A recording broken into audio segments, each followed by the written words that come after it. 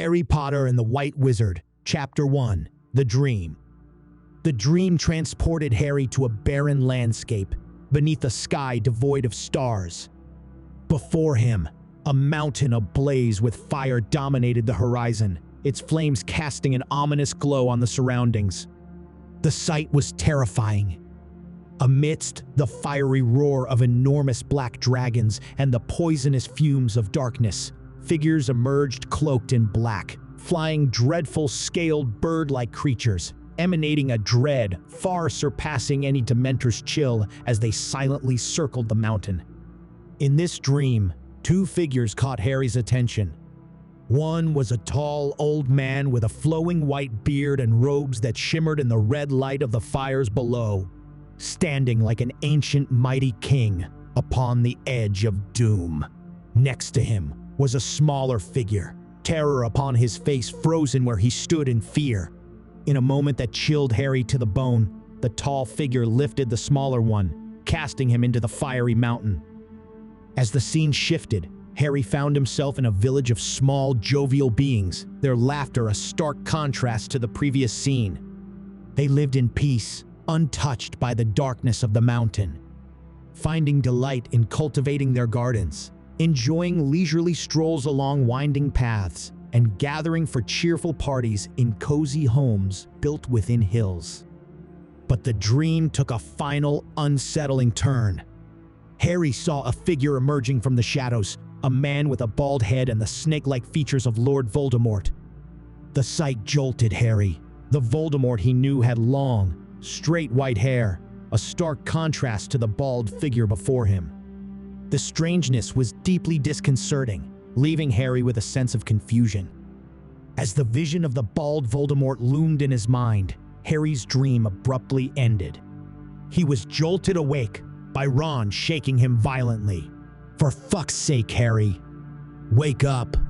We're going to be late for Slughorn's class," Ron shouted. Harry's eyes snapped open, his breath coming in short gasps. He was drenched in sweat, the remnants of the nightmare still clinging to him. The vivid images from his dream, the fiery mountain, the mysterious figures, and the chilling appearance of a bald Voldemort lingered in his mind. "What time is it?" he stammered, his heart still racing. "It's nearly time for potions, mate. You were thrashing around in your sleep." "Bad dream?" Ron asked, looking concerned as he took in Harry's disheveled appearance. Harry nodded. "Yeah, a really weird one. But I'll tell you about it later. We need to hurry." Scrambling out of bed, Harry quickly pulled on his robes and together, he and Ron dashed out of the dormitory, making their way through the corridors of Hogwarts. As they hurried to Professor Slughorn's classroom, Harry's mind was still racing with questions about his dream.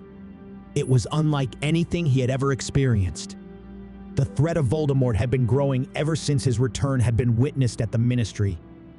Since then, there had been an increase in attacks as close as Hogsmeade, and the entire wizarding community had been in a panic with fear of inevitably losing the war. Harry, Ron, and Hermione put away their things as the bell sounded, signaling the end of their potions class. It had been another major triumph for Harry, as he once again managed to impress Professor Slughorn with a perfectly brewed dream-enhancing potion. His success due to the useful notes scribbled in the margins of his Half-Blood Prince Potions book. Hermione looked down at the book in disgust. He knew full well she considered his advantage nothing short of cheating. He looked at the mysterious handwriting again that had led him through one tough potion after another, feeling thankful and curious about the unknown Half-Blood Prince. The Great Hall buzzed with the usual chatter and clatter of lunchtime as students filled their plates from the magically replenished dishes. Harry, Ron, and Hermione sat together, discussing Harry's peculiar dream and the significance it could hold. "I'm telling you, Hermione, it was like I was actually there. It felt real." "But what do you think it means?" "I don't know, but whatever it is, I doubt it's good. You have to tell Professor Dumbledore about it." "No, he's already got enough on his plate." As they finished their meal, a hush fell over the hall. All eyes turned to the staff table where Professor Dumbledore had stood up, his expression grave. The entire hall seemed to hold its breath, expecting the worst, as they had become accustomed in these dark times. "My dear students," Dumbledore began, his voice carrying through the hall. "As you are all aware, the news of current events outside our walls is grave. The threat from Voldemort and his supporters is growing, and our priority must always remain your safety and well-being." A murmur ran through the students. The mention of Voldemort's name still had the power to unsettle, despite Dumbledore's calm demeanor. "Therefore," Dumbledore continued, "we are making some changes to our staff to ensure the security of Hogwarts and to provide you with the best possible education in these trying times." Harry, Ron, and Hermione exchanged foreboding glances, wondering what new disaster Dumbledore was about to unleash now. "Professor Slughorn, who has generously shared his knowledge and expertise with us this year, will be leaving us," Dumbledore announced, gesturing towards Slughorn, who nodded solemnly to the students. A ripple of surprise and murmurs swept through the hall. Slughorn had been a popular figure, despite his eccentricities. He waved from the top table, acknowledging the sounds of disappointments from small pockets around the hall. To replace him, Professor Snape will return to his role as the Master of Potions, Dumbledore said, indicating Snape, whose expression remained inscrutable. The murmurs grew louder. Snape returning to potions was unexpected but not entirely surprising. And to fill the role of defense against the dark arts teacher, Dumbledore paused for dramatic effect. "We will be welcoming a new member to our faculty. This exceptional individual will no doubt be an invaluable addition in these times." The hall erupted in whispers and speculation. The defense against the dark arts position was notorious for its high turnover, and the identity of the new professor was a topic of immediate interest. The Great Hall, abuzz with speculation and hushed conversations, fell silent as the doors swung open with a dramatic flourish. All heads turned to see the thin figure making its entrance. In strode an elderly man, his long white hair dropping down to his waist, and his attire was of a pure, dazzling white, complemented by a long staff that seemed to radiate an aura of power. Harry's eyes widened in shock. "That's him! The man from my dream. I saw him throwing a child into a fire," he whispered in disbelief. "That's him." Ron and Hermione turned to him with confused expressions. "What?" Hermione asked, her brow furrowed. Before Harry could respond, Dumbledore rose from his seat, his face alight with a welcoming smile. "Ah, Professor, you're earlier than we expected," he said, his voice resonating excitedly through the hall. The old man stopped before the high table, his eyes scanning the room with a sharp, penetrating gaze. "A wizard is never late, nor is he early. He arrives precisely when he means to," responded the stranger in a voice both raspy and mysterious. His words perceptibly carrying more depth and authority than those of their own headmaster. "Blimey, he makes Dumbledore seem young," said Ron sheepishly. The students, staff, and even the ghosts of Hogwarts looked on in fascination as Dumbledore gestured for the newcomer to join them at the staff table. The atmosphere in the Great Hall was electric with curiosity and apprehension. Who was this mysterious new figure, and what did his arrival mean for Hogwarts? After exchanging a few words with the newcomer, Dumbledore turned once again to the hall. "Please give a warm welcome to Professor Gandalf, who joins us from distant lands," he announced. "I am confident he will bring a wealth of knowledge and experience that you will all profit greatly from," announced Dumbledore before once again resuming his seat. From the corner of his eye, Harry noticed Snape's expression. It was one of barely concealed disdain. Ron, following Harry's gaze, leaned in and whispered, "He doesn't look very happy." "Well, he's just lost the job he waited over a decade for."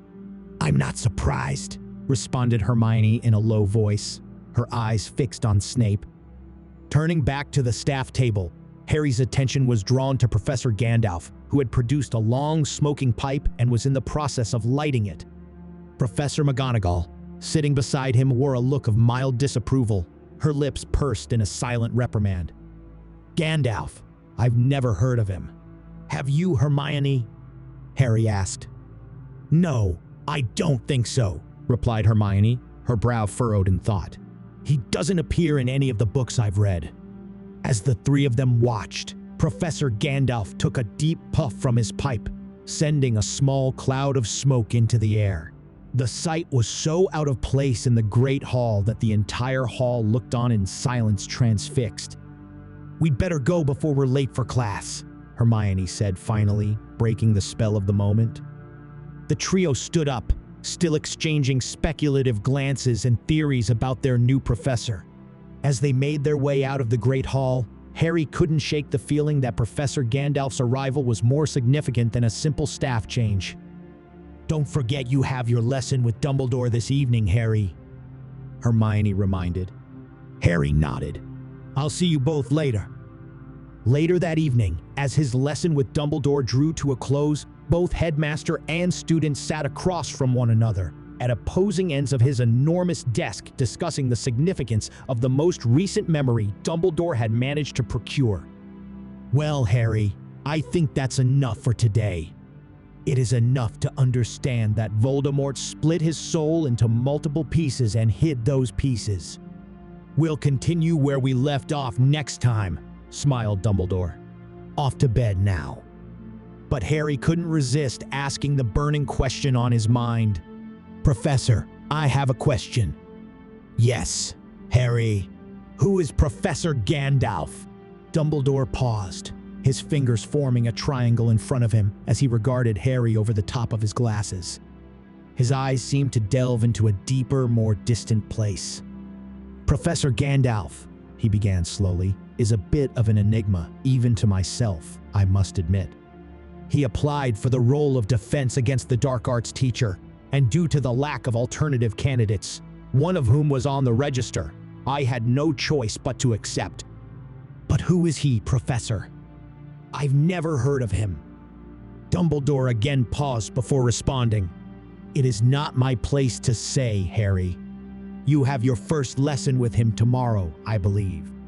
Perhaps you can ask him yourself." Harry nodded. It was clear Dumbledore would say no more on the matter. "Is there anything else you'd like to talk about, Harry?" Harry hesitated for a moment, wondering whether he should tell Dumbledore about his dream, but decided against it. "No, Professor." "Off to bed then. Tomorrow awaits." Harry Potter and the Elder Wizard, Chapter 2, The White Wizard. The arrival of Professor Gandalf at Hogwarts School of Witchcraft and Wizardry set the ancient school abuzz with whispers and excitement. For Harry, Ron, and Hermione, the curiosity was almost unbearable, but they wouldn't have to wait long for answers. Their first class that morning was with Professor Gandalf, and 15 minutes later, they found themselves quietly filed into his classroom where the mysterious old wizard sat at his desk, holding a crystal ball in one hand, a calm, almost serene expression on his face beneath his incredibly bushy eyebrows. The room hushed as he stood up. "Greetings, young students of Hogwarts." Gandalf's voice vibrated through the room, causing the hairs on the back of their necks to stand up. His voice had an ancient depth to it, like a valley of time filled with all the ages of the world gone by and the echoes of battles fought. "I come to share with you the knowledge and wisdom I have gathered throughout my long life and journeys in Middle-earth and the Undying Lands." The students, including Harry, Ron, and Hermione, leaned forward, pulled in by his presence. Gandalf's mention of Middle-earth and Undying Lands sparked a wave of murmurs and exchanged glances. "Does he mean the Middle East?" Harry heard someone whisper behind him. "It is many years since I have been in such a gathering of young minds," Gandalf continued, his eyes sweeping across the room. "But perhaps you first wish to know who I am and where it is that I come from. So, I will tell you my tale. Well, part of it, for the full tale is known by none, and I have forgotten much over the years." As he spoke, Gandalf began weaving a tale that was both spellbinding and fantastical. He spoke of ancient civilizations, of realms that existed beyond the confines of their known world, of mythical creatures that roamed vast and uncharted lands. His words painted vivid pictures in the minds of his listeners, transporting them to places they had never imagined. The tales of Middle-earth, with its heroes and villains, its battles and adventures, ignited the imaginations of everyone in the room. Harry and Ron exchanged looks of awe and wonder, but Hermione put up her hand. "Professor? Mrs. Cotton? Granger, actually, sir. There's nothing about any of this in any of the books I've read. Nothing about a Middle-earth, hobbits, the Shire, or Mordor. Nothing about destroying anyone's ring, sir." The classroom was silent for a moment as Hermione's words hung in the air. There was a collective sense of disbelief mixed with fascination at the professor's storytelling ability. Gandalf nodded, a faint smile playing on his lips. "Indeed, Miss Granger, I recognize in you the autistic condition, but you are indeed correct. The tales and histories of Middle-earth are not to be found in your library or any known to the wizarding world.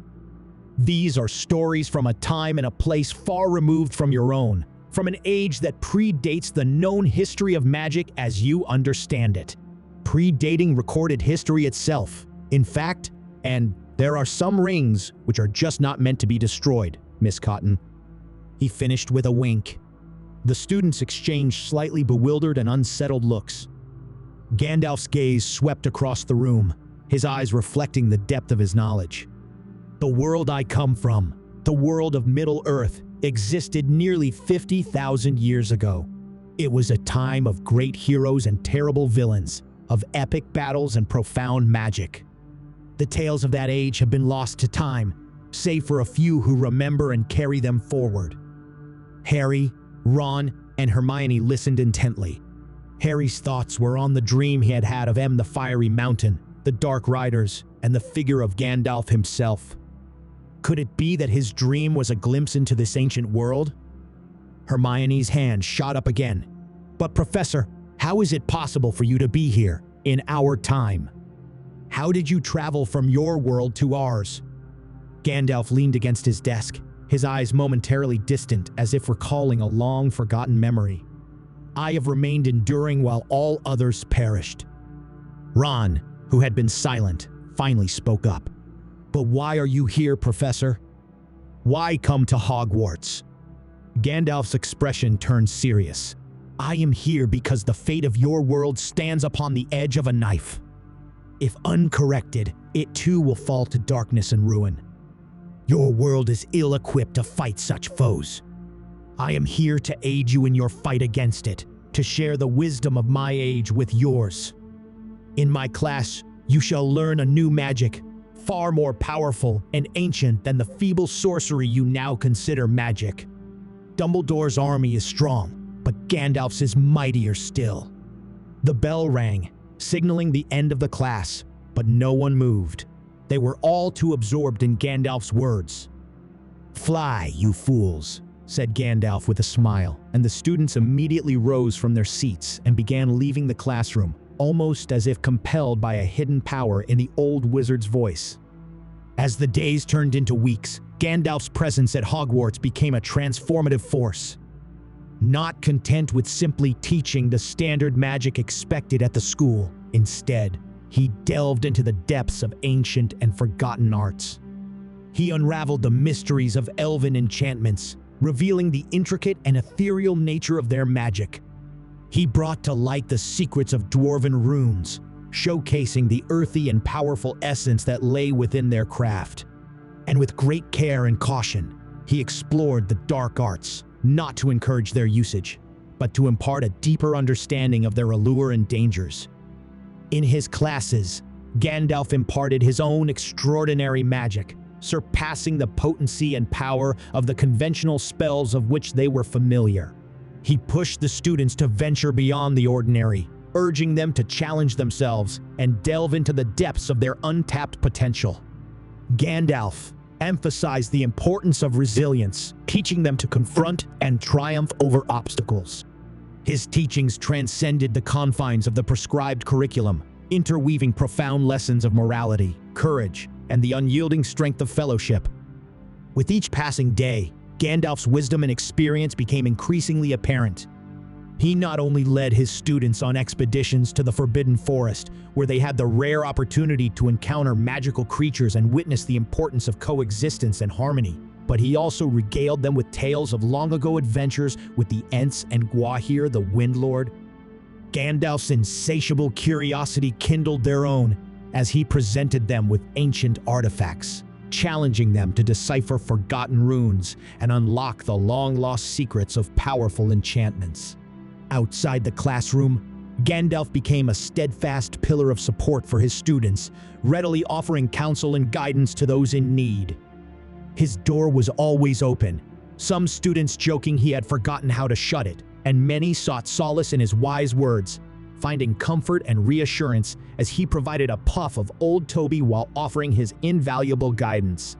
Gandalf keenly perceived the sparks of greatness within everyone, nurturing an environment where they could flourish, grow, and harness their true potential. Under the guidance of Gandalf, Neville Longbottom grew remarkably in confidence, embracing challenges that once seemed insurmountable. Gandalf recognized resilience and determination within Longbottom, fostering for him an environment where he could flourish and hone his magical skills. Neville's progress was nothing short of extraordinary, and as he excelled in his studies and displayed unwavering courage in the face of adversity, the title of Neville the Brown was bestowed upon him in homage to his mastery over the earth arts. Ron Weasley, once known for his moments of self-doubt, flourished under Gandalf's guidance as well. Impressed by Ron's unwavering loyalty and heart, Gandalf playfully bestowed upon him the title of Ron Wise Gamgee. One afternoon, as class began filing out, Gandalf beckoned Harry to stay back. As he left the classroom, Goyle accidentally knocked over an enormous pile of books perched precariously on Gandalf's desk. "Fool of a took," bellowed the old wizard, taking them all by surprise. "I have not passed through fire and death to teach clumsy wizards to mind their footing." Goyle looked mortified. "Fly, you fool." Goyle bolted from the room in fear. "Cotton, Gamgee, do. Pick up those books for me." As Hermione bent down to help, she was filled with curiosity. She had never seen any of these books before, neither in Flourish and Blots or in the restricted section of the library. There was an enormous book titled There and Back Again, A Hobbit's Tale and the Ancient Runes of Doran's Folk. She picked this last one up and examined with interest, catching Gandalf's eye, which twinkled. "Young witch," he said, a smile playing on his lips. "The mysteries of ancient runes are indeed fascinating. But be warned, deciphering them can be as perplexing as navigating the mines of Moria. Now be off, and don't forget your homework." "Not you," said Gandalf, nodding at Harry, who approached the teacher's desk as Gandalf took a seat, indicating for Harry to pull up a chair. "Potter," he said, his voice gruffly, "it is time you and I talked." "Yes, Professor?" Suddenly, there was an almighty crack in the room, the noise of which reverberated against the heavy stone walls, causing Gandalf to fall off his chair in fright. In the middle of the room stood Dobby.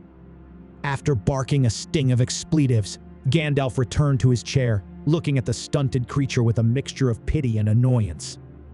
Harry, still seated, watched the exchange with a mix of shock and amusement. The abrupt arrival of Dobby, coupled with Gandalf's reaction and the profanity-filled tirade directed towards Dobby about house elves, took him by complete surprise. "Dobby is sorry if he frightened Professor Sir." "Dobby, it's all right," said Harry quickly, trying to ease the tension. "Professor Gandalf, this is Dobby, a free house elf and a friend. He's been of great help to us in the past." Gandalf looked at Dobby, his expression softening. "Ah, a free elf, you say? I see now that much has changed. How your kind has diminished. Upon a time, you stood among the wise and mighty, but alas, your blood has mingled with that of the goblins." Dobby nodded, still looking a bit shaken. "Dobby came to deliver a message to Harry Potter, sir." Professor Dumbledore requires Harry Potter immediately." "Thank you, Dobby," Harry said, standing up. "Professor, I'm sorry, but I must go." Gandalf nodded. "Very well, Potter. We will have our talk another time.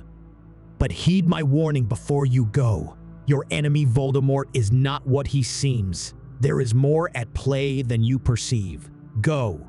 As Harry hurried out of the classroom, his mind was a whirlwind of thoughts. Gandalf's knowledge of history and magic was unlike anything he had encountered before, but his thoughts were interrupted as he arrived at Dumbledore's office. The headmaster greeted him with his usual calm demeanor, but there appeared a sense of urgency in his eyes, gesturing him to his usual seat. "Harry, I have called you because news has reached me which requires our immediate attention. Voldemort and his forces are preparing an attack that could strike any moment upon this castle. We are running out of time. I am running out of time. We cannot wait any longer. I must tell you the tale of the Deathly Hallows before it is too late." "The Deathly what?" asked Harry, taken aback by Dumbledore's unexpected grimness. "The Deathly Hallows, Harry, are 3 highly powerful magical objects supposedly created by death itself. Legend has it that they consist of the Elder Wand, an unbeatable wand, the Resurrection Stone, which can summon the spirits of the dead, and the Invisibility Cloak, which renders the wearer invisible." Harry listened intently, his thoughts quickly flashing to the invisibility cloak he had inherited. "The cloak. I have one, from my dad," he said slowly. "Yes, Harry, your cloak is indeed the very one," Dumbledore confirmed with a nod. "And I have the other too," holding up his wand with his blackened hand, upon which was a cracked ring. Harry's eyes widened in astonishment as Dumbledore revealed the Elder Wand and the Resurrection Stone. The possibility that he was in the presence of all 3 Deathly Hallows was hard to believe. "The Elder Wand," continued Dumbledore, holding up his wand. "It is said to be the most powerful wand ever created, capable of feats of magic beyond any other. But it is also a wand that has brought much grief and bloodshed, for it has a bloody and tumultuous history. It has drawn those hungry for power and has been the cause of many a wizard's downfall." Dumbledore then looked at the ring on his finger, his expression somber. "And this, Harry, is the Resurrection Stone. It can bring back echoes of the dead." "Bring back the dead?" stammered Harry in disbelief. "No, Harry, not bring back the dead, not back to life as we know it. They are mere shadows of the dead, unable to interact with our world in any meaningful way. It's a dangerous object, Harry, for it tempts us with something we can never truly have. These Hallows, if united, would make one the Master of Death." "What does it mean to be Master of Death?" asked Harry, but Dumbledore cut in. "Voldemort will come for the wand. He must not get it." At that moment, there came a heavy knock at the door. "Come in," said Dumbledore. In stepped Professor Gandalf with a presence that seemed to fill the room. His white robe shimmered faintly, and his eyes shone bright beneath his bushy eyebrows. "Ah, Professor Gandalf," greeted Dumbledore, a small note of relief in his voice. "To what do I owe this pleasure?" Gandalf nodded, his gaze briefly moving to Harry before settling on Dumbledore. In one hand, he held his staff, and in the other he held his crystal ball. "I sensed a disturbance, a convergence of powerful forces," he said in his deep, rumbling voice. "We must take counsel before we are beset on all sides, my friend." Dumbledore nodded. "Please excuse us, Harry. I will send Dobby when I'm done," said Dumbledore apologetically, dismissing Harry. Harry stood without hesitation. He felt tempted to ask permission to stay and listen, but he knew better. The council of Dumbledore and Gandalf had begun.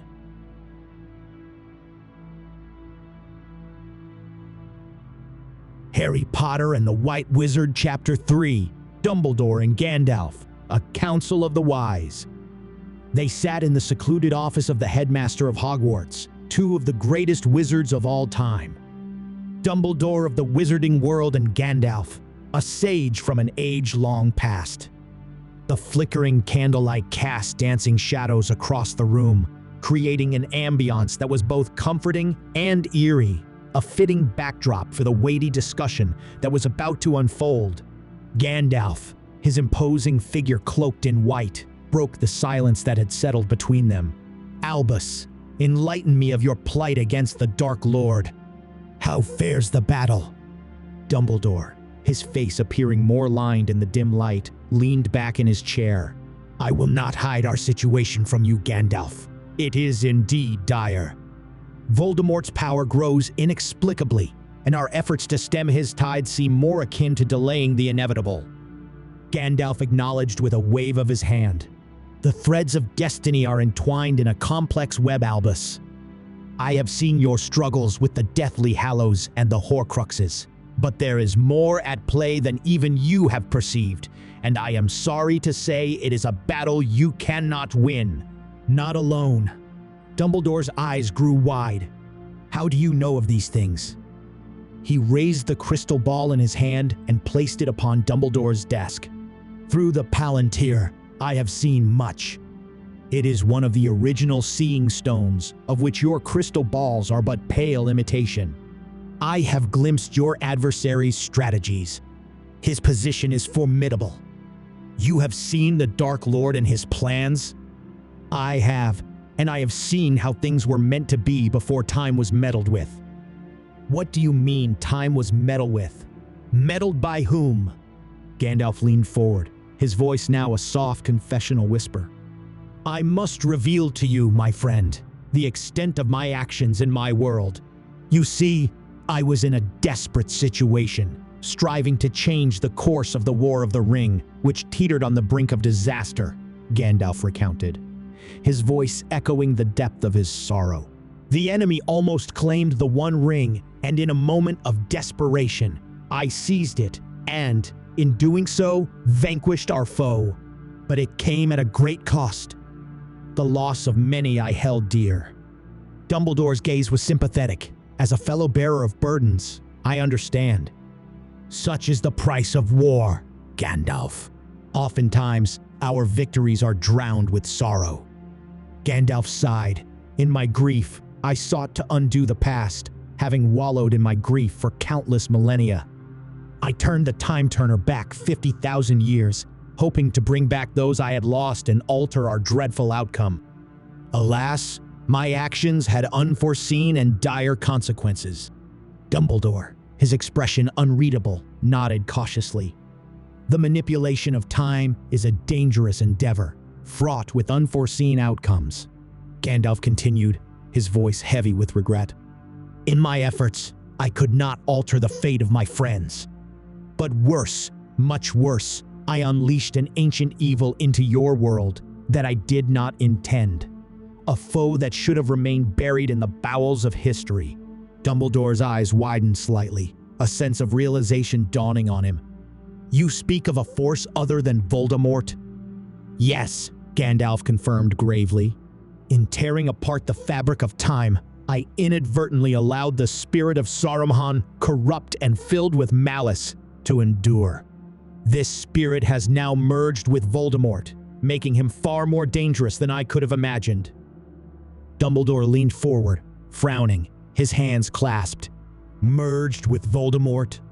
When a soul is ripped from a body, it leaves behind a void, a gap which can be filled by spirits equally broken and uncontented with the finality of death.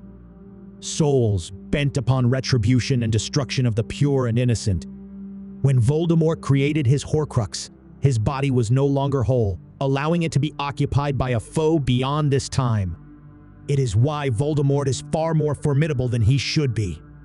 So, if I understand correctly, we face not only Voldemort but an ancient foe from your time?" asked Dumbledore, choosing not to address the fact that Gandalf knew of the Horcruxes at this moment. "Indeed, our enemy is not the Voldemort that should have been. He is something far more formidable, a fusion of dark powers from two worlds. His spirit is now bolstered by the cunning and malice of Saruman.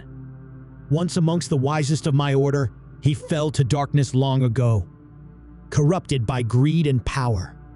This school is built upon the ruins of his ancient dwelling on the borders of Fangorn Forest.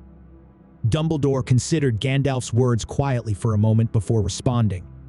Then how do we defeat him if by destroying the fragments of his soul, his Horcruxes, we allow more of this entity, Saruman, to invade his being and make him stronger?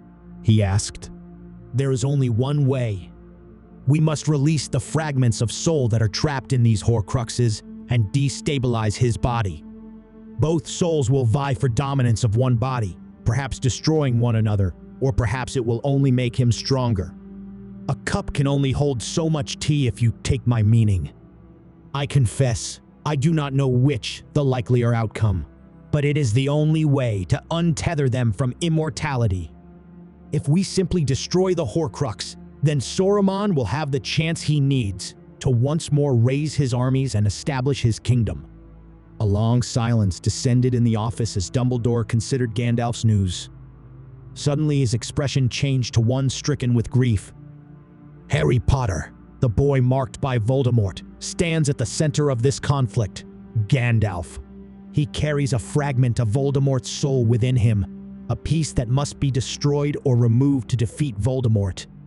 I had planned meticulously for years, ensuring the boy survived, but if your counsel is correct, I cannot see a way for Harry to survive the release of Voldemort's soul fragment.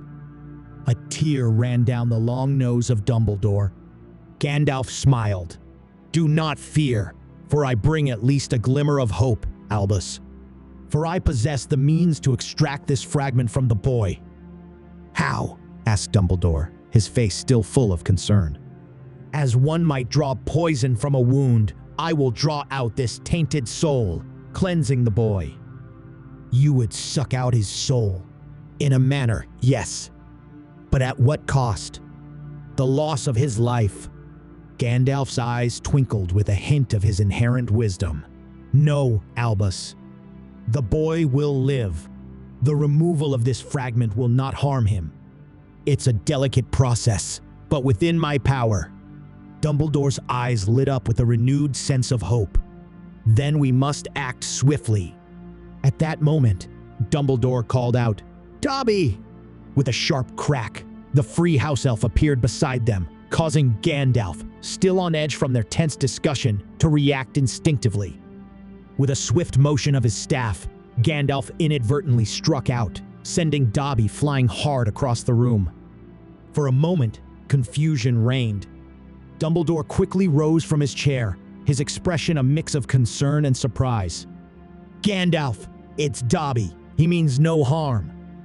Gandalf, realizing his mistake, lowered his staff, a look of mild embarrassment passing over his face. My apologies, Dobby. My reactions were honed in a different time, a different war. Dobby, now nursing a large bump on his head, looked up with wide, pained eyes.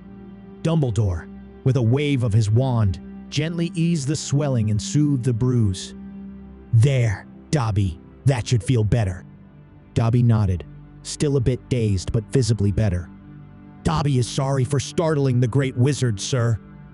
Dumbledore gave a small, reassuring smile. It's quite all right, Dobby. Please, could you fetch Harry for us immediately?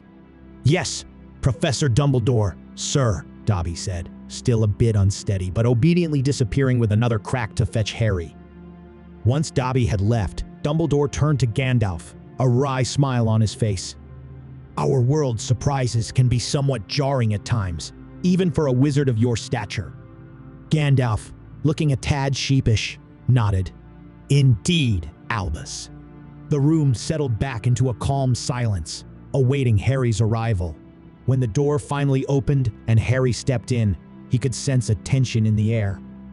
Harry, we have much to discuss, Dumbledore began. But first, Gandalf has something he must do. Gandalf approached Harry, his staff in hand. With a few ancient words, a soft glow emanated from the staff's tip, enveloping Harry in a gentle light. The room was silent, the only sound being the soft hum of magic at work. After a moment, Gandalf's staff drew forth a wisp of dark smoke from Harry's forehead. It swirled in the air before being sealed into a glass vial that Gandalf had produced from his robes. The deed was done. The fragment of Voldemort's soul was now contained. Harry blinked, feeling an immediate sense of relief, as if a great weight had been lifted from him. Dumbledore and Gandalf shared a look of quiet triumph. "Thank you," Dumbledore whispered, his eyes full of gratitude towards Gandalf before turning and placing a hand on Harry's shoulder. "Harry, you were an unintended Horcrux. Voldemort unknowingly transferred a part of himself to you the night he tried to kill you. But now, thanks to Gandalf, you are free of that part of him." I don't know what to say," responded Harry, shock and relief washing over him as he stood trying to understand this revelation.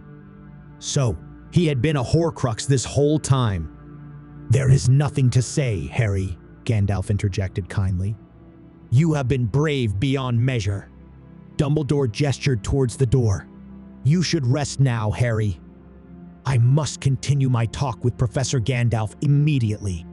As Harry left the office, feeling lighter than he'd ever felt before, Dumbledore and Gandalf resumed their seats. "Thank you, Gandalf. A great burden has been lifted from me.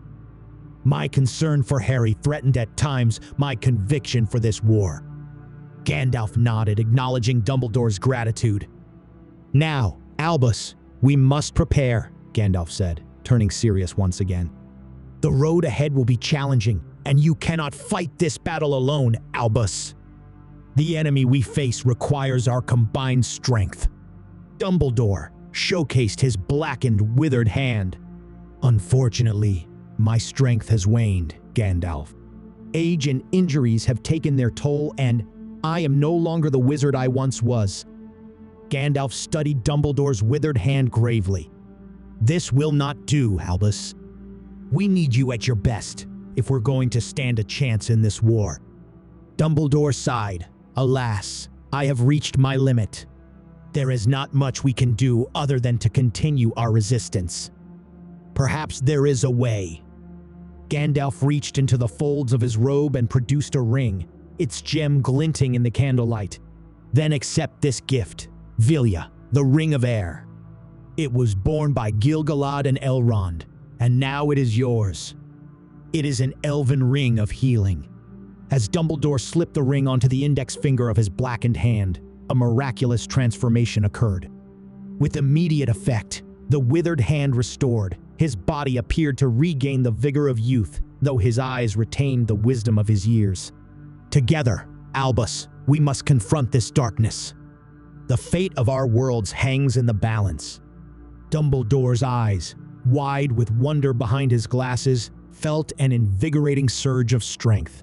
"What magic is this?" he asked in awe, taking off his glasses as his vision was restored to that of his youth. "This is Vilya, one of the 3 rings of the elves. I entrust it to you, knowing you will use its power for the greater good. It will amplify your wisdom, heighten your perception, and more importantly, heal your body." Dumbledore felt a sensation akin to a refreshing ocean breeze, invigorating his spirit and clearing his mind. It bestowed upon him a clarity and focus beyond anything he had previously known. "This is extraordinary, Gandalf. I am profoundly grateful for such a formidable gift, my dear friend," Dumbledore expressed, his voice full of gratitude. He gazed at his reflection in the mirror beside his desk, marveling at the transformation.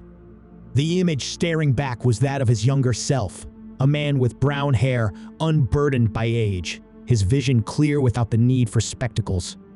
Rising from his chair, Dumbledore extended his now restored hand, which Gandalf warmly grasped.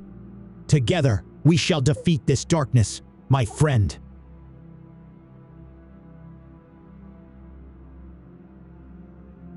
Thanks for joining us on this adventure. If you enjoyed the journey and are eager for more wild fan fiction, don't forget to hit that like button, share with your fellow fans, and subscribe for more episodes. And if you're as enchanted by the idea of Middle-earth meeting Hogwarts as we are, make sure to check out our series exploring this magical crossover. Your support brings these worlds to life. Until next time, keep the fantasy alive.